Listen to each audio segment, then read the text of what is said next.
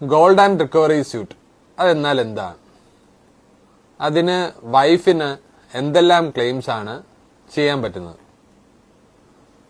ഈ സ്യൂട്ടിൽ വൈഫിന് തന്റെ പക്ഷമുള്ള, അതായത് താൻ കൊണ്ടുവന്നിട്ടുള്ള ഗോൾഡ്, കല്യാണ സമയത്ത് ഗിഫ്റ്റ് കിട്ടിയതും അല്ലാതെ വീട്ടുകാർ ഗിഫ്റ്റ് തന്നുമായിട്ടുള്ള ഗോൾഡ് ഹസ്ബൻഡോ ഹസ്ബൻഡിന്റെ വീട്ടുകാരോ സ്പെൻഡ് ചെയ്തിട്ടുണ്ടെങ്കിൽ, ആ ഗോൾഡ് എടുത്ത് ചെലവാക്കിയിട്ടുണ്ടെങ്കിൽ, അതായത് ആ ഗോൾഡ് വിറ്റ് എന്തെങ്കിലും കാര്യങ്ങൾ ചെയ്തിട്ടുണ്ടെങ്കിൽ ആ ഗോൾഡിന്റെ എമൗണ്ട് ക്ലെയിം ചെയ്യാം.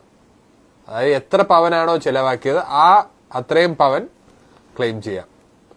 രണ്ടാമതായിട്ടുള്ളത് കുട്ടികൾക്കും വൈഫിനും, അതായത് 36 മാസത്തിൽ കൂടുതൽ, അതല്ലെങ്കിൽ 36 മാസമായി പിരിഞ്ഞു താമസിക്കുകയാണ്, ഹസ്ബൻഡ് അടുത്തു നിന്നും പിരിഞ്ഞു താമസിക്കുകയാണെങ്കിൽ ആ 36 മാസത്തെ പ്രയർ 36 മന്ത്സിന്റെ മെയിൻ്റെനൻസ് നമുക്ക് ക്ലെയിം ചെയ്യാൻ പറ്റും. കുട്ടികൾക്കും, 2 കുട്ടികളുണ്ടെങ്കിൽ 2 കുട്ടികൾക്കും വൈഫിനും ഉള്ളത് ക്ലെയിം ചെയ്യാം.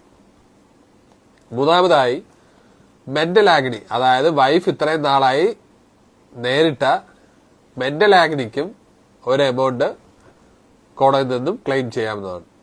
ഈ 3 ക്ലെയിമാണ് വൈഫിന് ഹസ്ബൻഡിന് എഗെയിൻസ്റ്റ് ആയി ഗോൾഡ് ആൻഡ് റിക്കവറിയിൽ ക്ലെയിം ചെയ്യാൻ പറ്റുന്ന ക്ലെയിംസ്.